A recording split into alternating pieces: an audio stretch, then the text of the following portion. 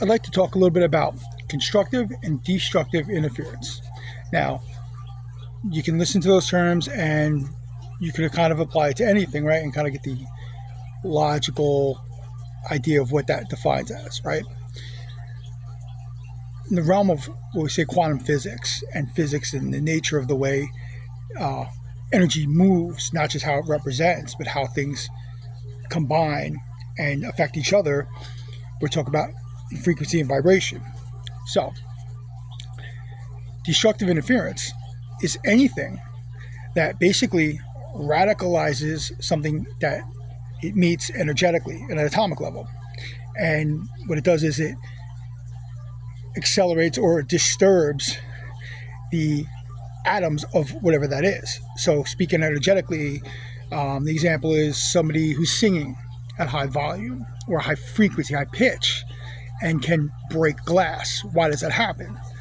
That because the frequency starts to energize and disturb the atoms of that glass, and eventually it shakes so rapidly and so violently it breaks its atomic bonds. So think about destructive interference in your regular life, right? So things that shake you, and it doesn't have to be at this intense, first of all, high pitch. It could be something very disturbingly, like I use a subwoofer, for example. Like if you had a subwoofer C1, you put it under a glass, right? You put change on the table, it might bounce the change, right? So it's changing, it's disturbing the change, right? So think about that frequency, which is typically like an 80 hertz running through your body. And it doesn't have to be a subwoofer. We can function at a frequency, and frequencies come from everything. So you're exposing your body to a disruptive frequency. What does that do to the cells in your body? The more we continually expose ourselves to destructive interference, the more destructive effect it has on our cells, right?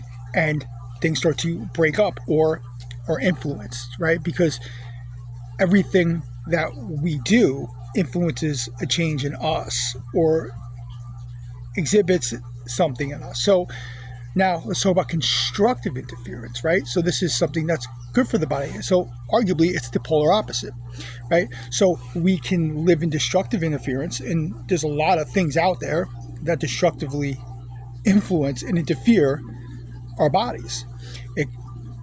Sad news, angry news, things that make us emotional, things that make us erratic, chemicals, toxins, the conversations we even have with each other, the way we show up, the way we wear our emotions on our sleeve instead of processing them.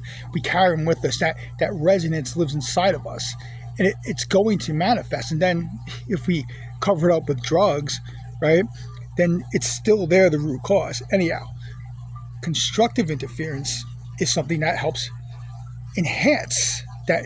There's a matching of polarities, right, that help expand and intensify what's already there. So you take your mindset, you meet somebody, maybe it's your significant other, who makes you feel great, fantastic. You're like beaming at the eyes, and you're just radiating, and everybody around you wants a part of this energy.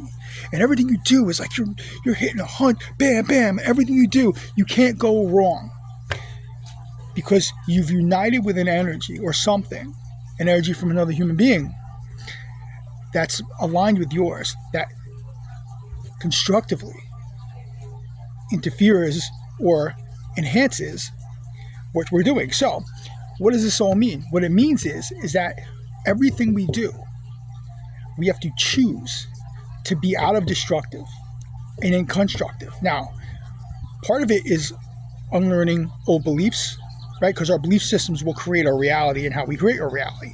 And so we align ourselves with things that we don't necessarily help us or are not for our best, highest, and good. However, we believe that we're supposed to be doing those things. And the truth is, we shouldn't be doing anything that doesn't align with our highest and best good. And it's like, I like to preface the line from the movie Training Day. He's like, and I'm not going to curse. He goes, you got to unlearn all that stuff you learned at the academy. It's going to get you killed out here, right? Because there's principle and there's practice, right? So we might learn things, we might have belief systems, they might make a lot of sense, but truly, when we're out there in real life, in real time, we got to navigate, and we got to use our intuition and expect and anticipate and embody that we're looking for exactly what we need to make ourselves the happiest, healthiest, and harmonious. So you don't have to go through this closet of things and start tearing out all these destructive forces. Like, one, I mean, it's not, I know it's a huge thing to change over, but you got to start with setting the intention to, when you realize and you're aware that you're doing things that are destructive to you, you have to shift. Because once we shift to constructive, all the good things that come with constructive, we start to embody. And so whether it's illness, depression, any resentment, anger, things like that, things that put us in that subwoofer, right? We got to get out of that. And we've been sold a lot of things that are told us for our highest and our best good.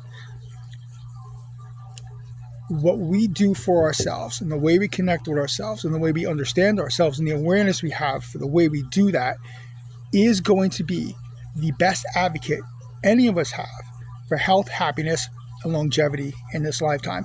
And you know what? It's a learning process. And part of learning, part of growing is learning. Part of life is growing and learning. So don't beat yourself up, because that's going to put you in the destructive, right? So put yourself, embody it. And when you start to see the shift, you can't unsee it. And then you just continue to build, to build, to build. We're all capable of doing this, and this is what's happening right now. We have to put aside our ego, we have to put aside our intelligence, and we have to have the connection, because our highest intelligence comes from beyond us. And that's what we have to listen to. And when we go here, we block that highest intelligence off. So I hope you got something out of this video. And, if you have any questions and want any references, I'd love to share them with you. Thank you.